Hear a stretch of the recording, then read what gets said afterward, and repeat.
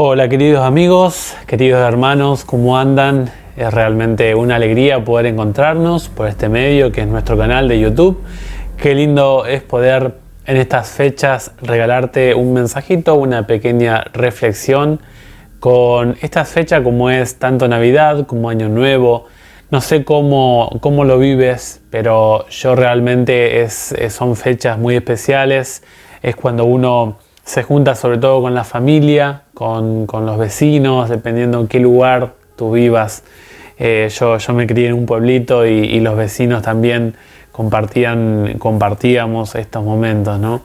Así que una alegría poder regalarte, obsequiarte una pequeña reflexión. En esta ocasión vamos a estar analizando lo que es Miqueas capítulo 5 y el versículo 2. Es un versículo muy conocido, una profecía mesiánica que es muy leída, muy estudiada, ojo que también muy debatida. Yo, por el empleo que hace el Antiguo Testamento, yo sí creo que este texto está hablando del Mesías y el Mesías que iba a venir a establecer su reino espiritual aquí en la tierra. Vamos a orar y vamos a empezar leyendo el texto, hablando un poquito del profeta Miqueas y hacemos una pequeña reflexión. Querido Padre que moras en las alturas de los cielos, te damos gracias por regalarnos la linda oportunidad de poder encontrarnos con nuestros amigos, con nuestros seres queridos. Queremos rogarte que nos acompañes en el estudio de esta mañana, de esta ocasión. Queremos suplicarte que Jesús, el reino de Cristo, entre en nuestra vida. Y gracias porque tú no llamas a los grandes intelectuales, sino que tú has decidido situar el nacimiento del Hijo de Dios en un lugar humilde, sencillo, dándonos muestra de cómo es tu manera de ver la riqueza, el jolgorio, las clases sociales. Gracias por dejarnos este mensaje por medio del profeta Miqueas y ayúdanos a poder hacer parte de nuestra vida, en nuestro corazón, las normativas, los principios del reino de los cielos. En el nombre de Jesús oramos y lo pedimos. Amén. Bueno, queridos amigos, estamos en el libro de Miqueas. Se lo llama o se lo considera como un profeta menor. No es que sus obras o sus escritos son menores, sino que básicamente se lo clasifica en profetas menores y profetas mayores por el grado o la cantidad de contenido que han dejado en sus libros, en sus escritos como profetas inspirados de Dios. Y no es lo mismo por allí cuando se llama un profeta mayor a un profeta menor. Un profeta mayor es como por ejemplo Daniel, Ezequiel, Jeremías, Isaías. Son profetas que han tenido un ministerio mucho más extenso y por ende se les considera o se los llama un profeta mayor. El profeta menor no es menor en cuanto a su don recibido por Dios, sino que en cuanto al contenido que nos deja este escrito es un poquito más pequeño en cuanto a otros escritos proféticos. El profeta Miqueas fue contemporáneo del profeta Isaías. Es un profeta que predicó para el reino del norte antes de la caída del reino del norte por el poderío de Asiria. En el año 722, unos años antes, él anunció el mensaje de que Dios tenía en sus manos un tiempo para mandar al gobernante que iba a traer o que iba a entregar una solución al ser humano y también a su pueblo, si es que el pueblo de Israel, el pueblo hebreo, decidía recibirlo. En Miqueas 5, ahí tenemos el texto, si lo puedes buscar en tu Biblia, si lo puedes mirar un poquito. Estamos hablando de una situación caótica, ya que había problemas, había deficiencias, había cuestiones difíciles tanto internamente así como externamente. Había cuestiones espirituales, morales, civiles, políticas, había deficiencia en el contexto del pueblo de Israel en los tiempos del profeta Miqueas. Es un profeta que usa mucho un escrito muy interesante, una forma hasta algunas frases un tanto humorísticas. Es un profeta muy interesante en sus escritos, así que si lo puedes leer, míralo desde esta perspectiva. Un punto central que habla Miqueas es la gracia de Dios. La gracia de Dios que trata de restaurar al ser humano. Y acá en Miqueas 5, él habla acerca de una zona geográfica que iba a ser visitada de parte de Dios de una forma muy particular. Dice el versículo 2: pero tú, Belén Éfrata, tan pequeña entre las familias de Judá, de ti ha de salir el que será Señor en Israel. Sus orígenes se remontan al inicio de los tiempos, a los días de la eternidad. Este pasaje queremos solamente destacar dos puntos centrales de este pasaje, y el primer punto es la elección geográfica de parte de Dios para el nacimiento de Cristo Jesús. ¿Por qué decimos que estamos hablando de Cristo Jesús? Aplicar a un gobernante, puede ser al rey David, a Salomón, reyes que causaron un impacto espiritual. Se podría aplicar este pasaje a textos o a personas como por ejemplo David o Salomón, o quizá personajes que fueron líderes, tanto una profetisa como una reina. Pero es interesante que el texto denota una preexistencia del que se habla aquí. Primeramente, el texto dice: pero tú, Belén Éfrata, tan pequeña entre las familias de Judá. Noten ustedes que Dios opta en esta descripción por un lugar sencillo. Dios no decide elegir una ciudad cosmopolita, una ciudad capitalina.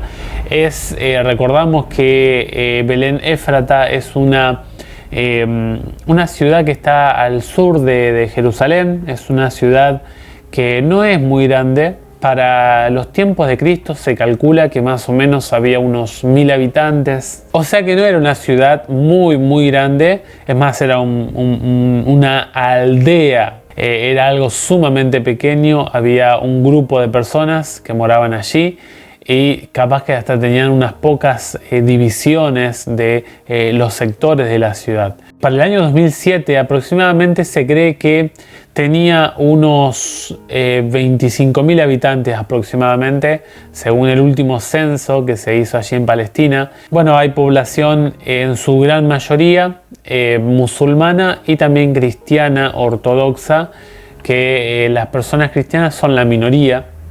Pero se calcula que más o menos para hace unos 2 años atrás habría como unos 30.000 habitantes. Así que capaz que hoy haya 35.000 personas que viven, que moran ahí. Ahora, turistas, van muchísimos turistas.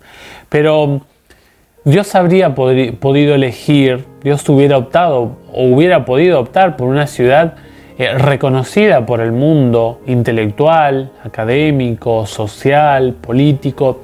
Podría haber elegido Roma, podría haber elegido Atenas, o a lo sumo, podría haber elegido Dios la ciudad de Jerusalén. Una ciudad que dentro del marco social judío era muy reconocida. Y Jesús fue colocado en una zona geográfica humilde. Jesús cambió toda la pompa, toda la gloria que el ser humano a veces tiene, tanto de su geografía como de su economía, por un lugar sumamente humilde. Y no solamente humilde en cuanto a un espacio, un hogar donde nacer, sino que nació en un establo, nació el Rey de los cielos. Familia, nació en algo sumamente humilde. Y esto es para destacar. El texto dice, ¿no? Pequeña entre las familias de Judá. Nosotros debemos recordar cómo se organizaba el pueblo hebreo. El pueblo hebreo tenía una organización tribal, o sea, por tribus. Y cada una de esas tribus tenía jefes de familia, y cada uno de esos jefes administraban cierta familia o cierto grupo de familia. Es interesante que algunas tribus hicieron cosas que a los ojos de Dios fueron aprobados y se los colocó en cierta posición. Por ejemplo, el caso de los descendientes de Leví. El Señor, Dios, se muestra de una forma misteriosa. Dios se revela de formas misteriosas. Y también elige lugares, elige personas de una raíz muy pobre, muy humilde, para que nadie se gloríe. Porque toda la gloria es de Dios y para Dios. Así lo presenta la Biblia.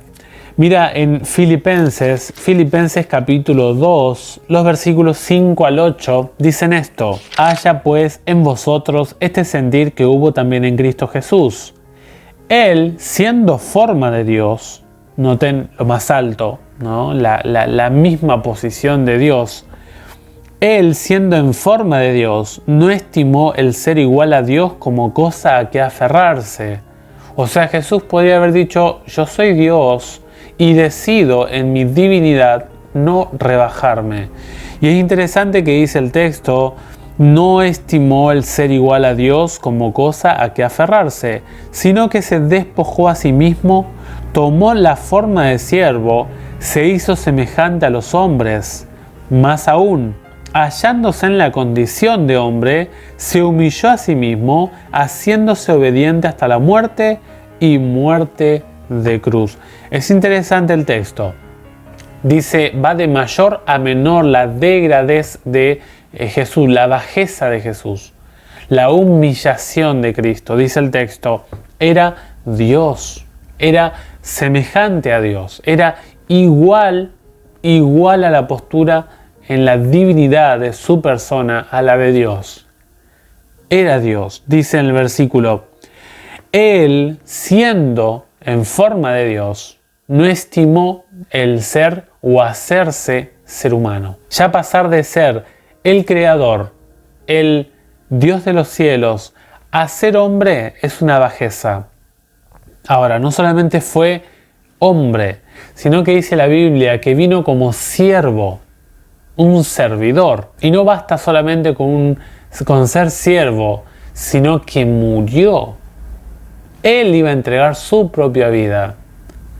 Y no solamente que murió, sino que bajó aún más a una muerte vergonzosa, a una muerte que se despreciaba en ese entonces.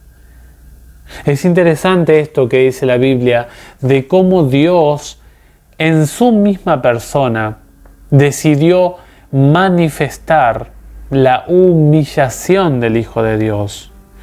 Es un común denominador. Es un común denominador que Dios llama a hombres, busca a mujeres, emplea a niños que generalmente son de clase baja, de clase pobre. Hay muy pocos hombres, muy pocas personas elegidas por Dios en la Biblia que se les demuestra o se describe en la palabra su capacidad intelectual, su preparación académica.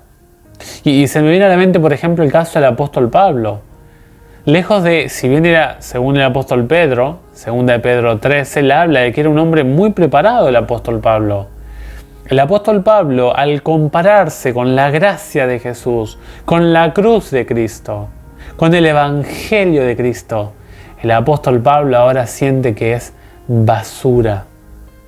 En Filipenses 3 dice, por Cristo tengo todo por basura. No tengo nada de qué gloriarme. Dios llamó a hombres sencillos, a hombres humildes. Me imagino a Moisés. Moisés dijo, Señor, yo no sé hablar. ¿Y quién le ha dado la lengua al ser humano? ¿Quién le ha dado su voz? ¿Quién le ha dado su cerebro para que imita palabras? Me pongo en el caso de David. Dice la Biblia que el padre Isaí lo tenía como el menor de los hermanos. El caso de José. Hay muchísimos casos de personas que Dios eligió. Los discípulos. Los discípulos tuvieron una preparación académica con el gran maestro.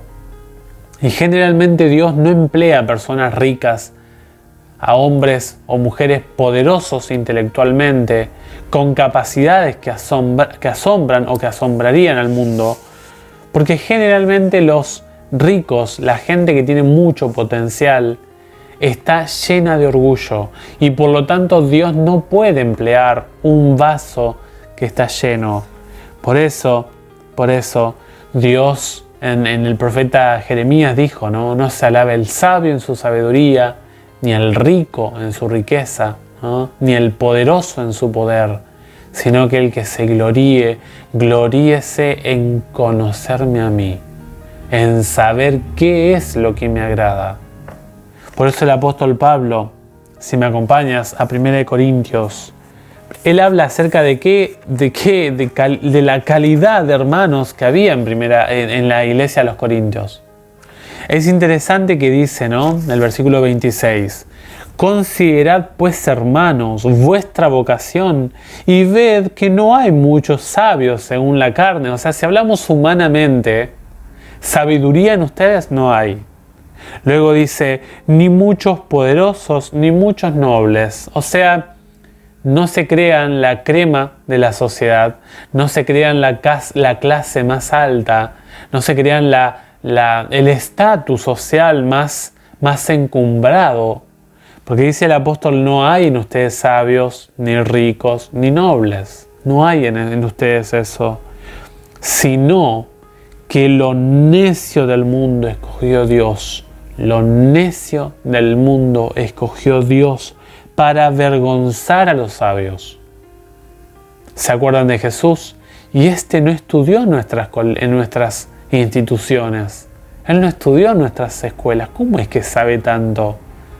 Y Jesús le decía, ustedes que son lectores, ¿no han leído que de la boca de los niños saldrá alabanza para avergonzar a los sabios?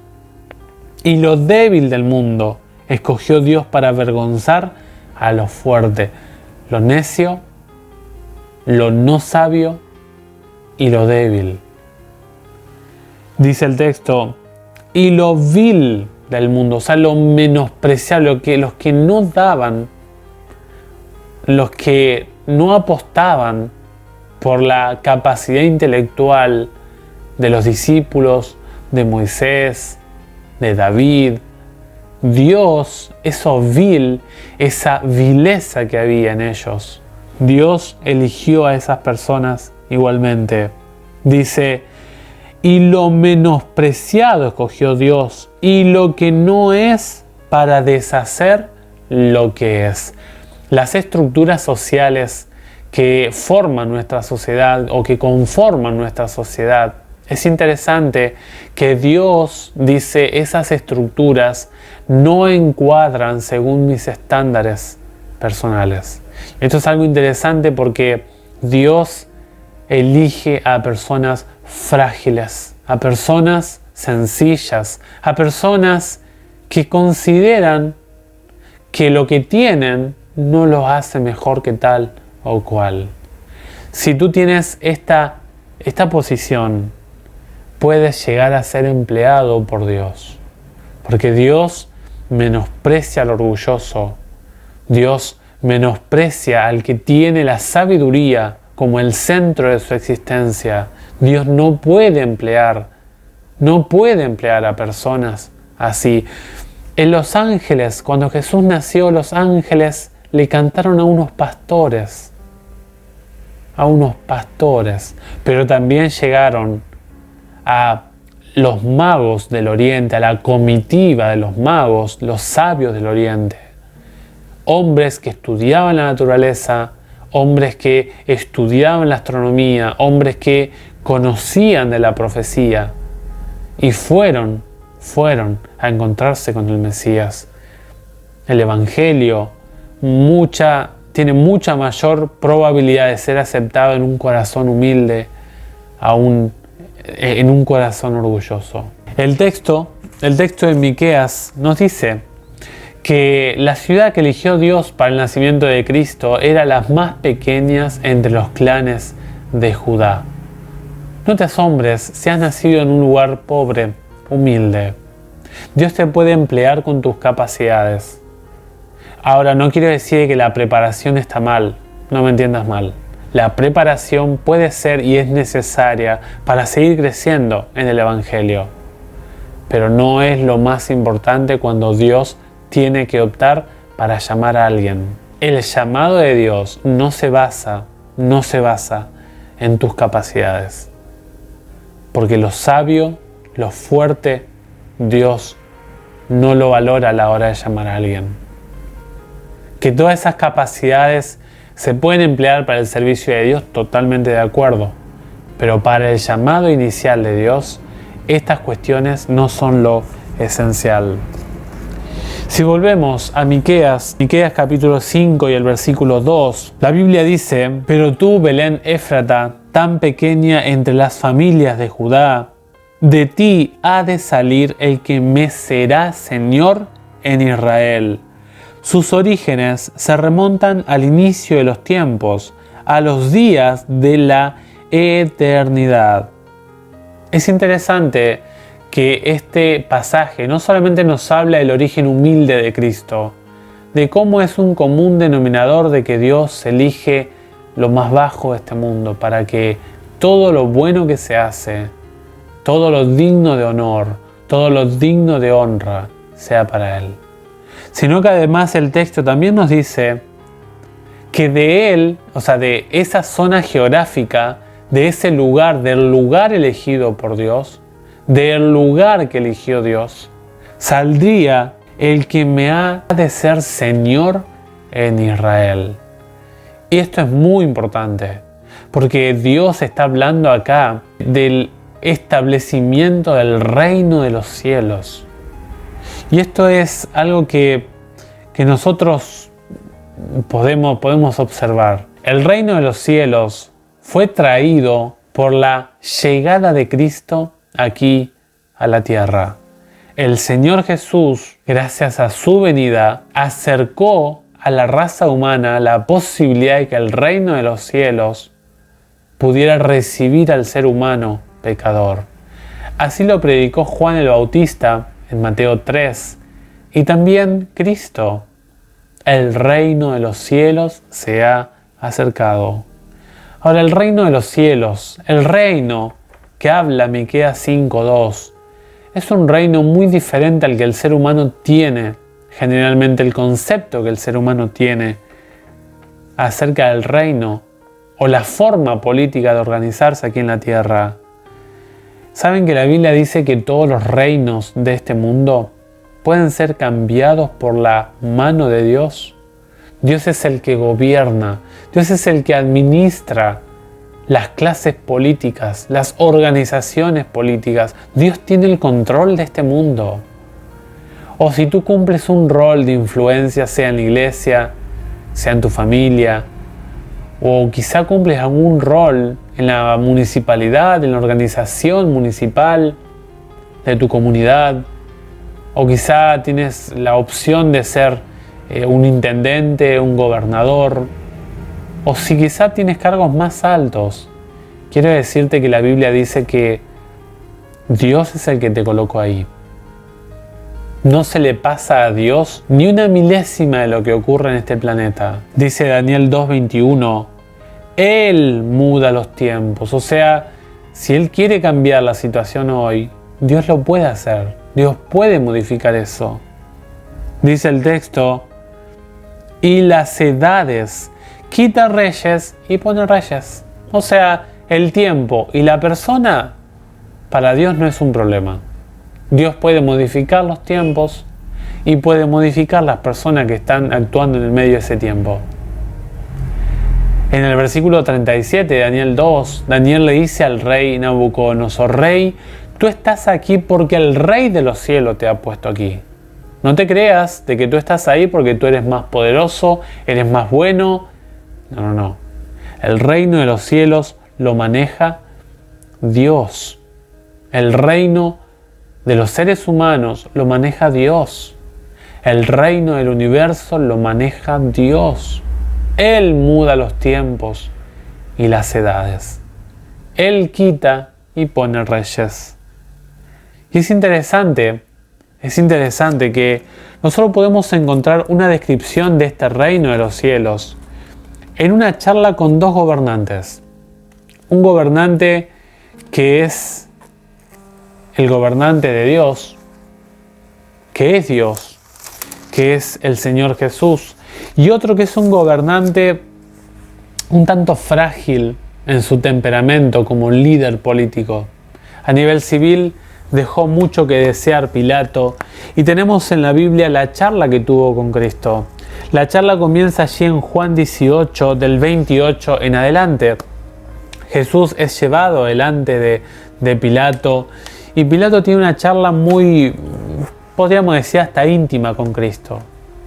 Y es interesante que Jesús y Pilato hablan acerca de la oposición o el contraste entre el reino de la tierra y el reino de Dios, el reino de los cielos y el reino de Pilato. Y allí empieza la charla, ¿no? Por ejemplo, en el versículo 29, salió Pilato a donde ellos estaban y les dijo: ¿qué acusación traéis contra este hombre?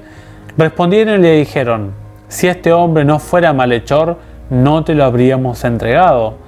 Entonces les dijo Pilato: tomadlo vosotros y juzgadlo según vuestra ley. O sea, ¿para qué me los traen si ustedes pueden juzgarlo? Senténcienlo ustedes y resuelvan ustedes el caso. ¿Para qué me meten a mí? Pero ellos dijeron: a nosotros no nos está permitido dar muerte a nadie. O sea, el gobierno, o sea, la administración que tenían los fariseos era de tinte espiritual, religiosa, no civil. Dice el texto 32, dijeron esto para que se cumpliera la palabra que Jesús había dicho, dando a entender qué muerte iba a morir. Entonces Pilato volvió a entrar en el pretorio, llamó a Jesús y le dijo: ¿eres tú el rey de los judíos? ¿Tienes tú un reinado? ¿Eres tú rey?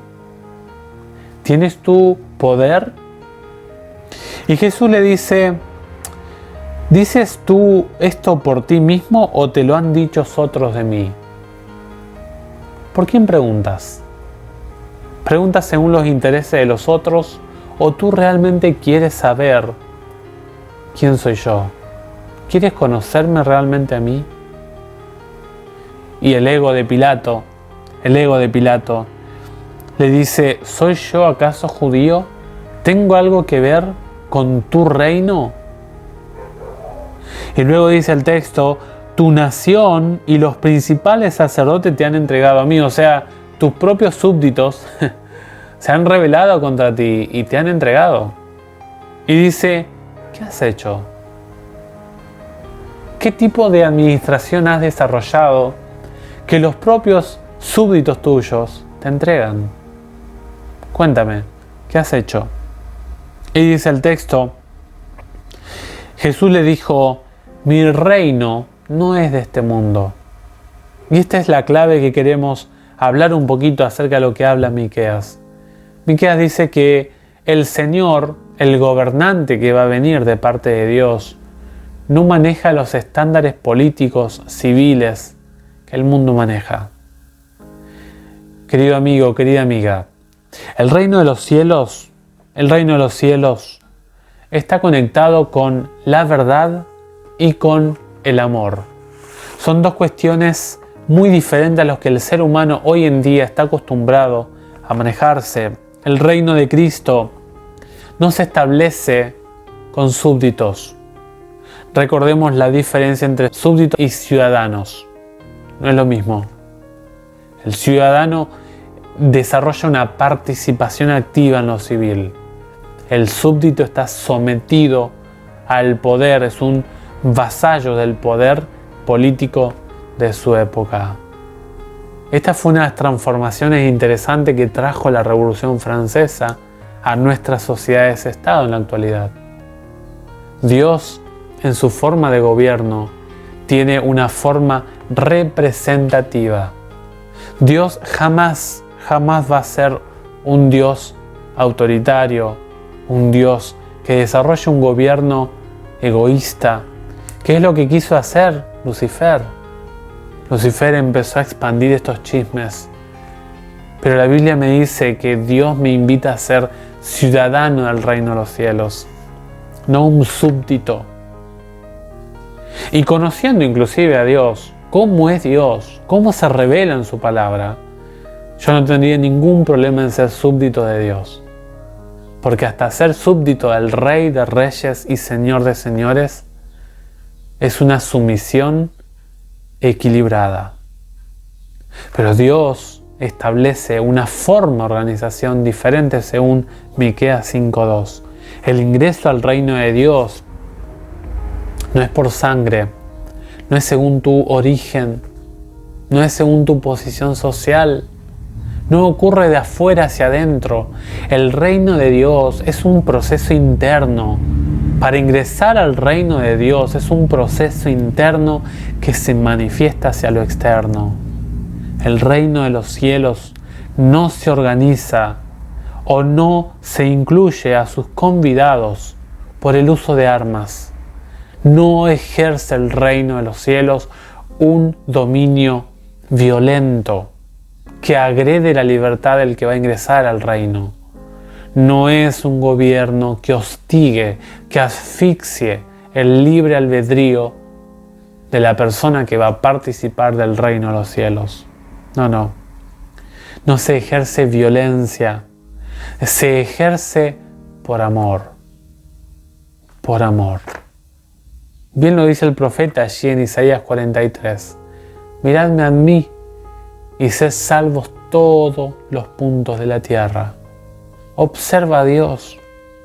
Mira quién es Dios. El reino de los cielos. El reino de los cielos no se basa por la fuerza. No se erige por la fuerza. Dice el profeta Juan, observa cuál amor nos ha dado Dios. Dice el texto, para que seamos llamados hijos de Dios.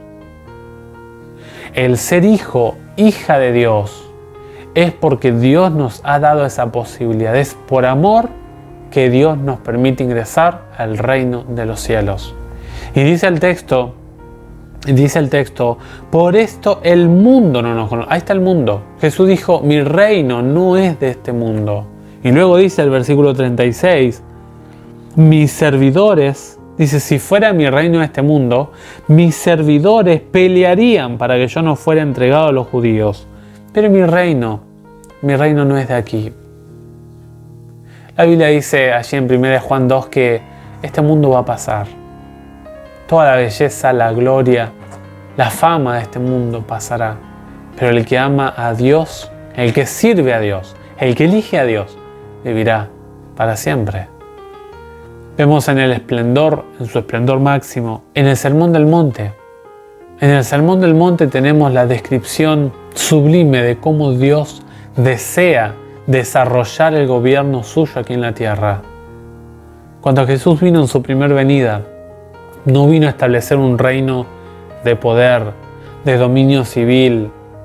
No. La vez que vino Cristo en su primera venida aquí a la tierra, vino a establecer el reino de la gracia. ¿Qué significa esto?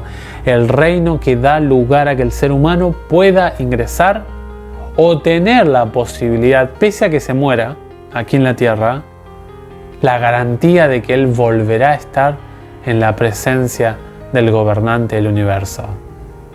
El reino de los cielos se expresa en Mateo 5 al 7 de una forma muy interesante.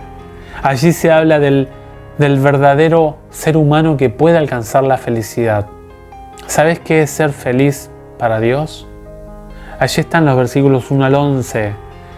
La propuesta de vida que hace el reino de los cielos es una vida de testimonio, no es una vida de falsificación, de engaño, de mentira, sino es una vida de testimonio.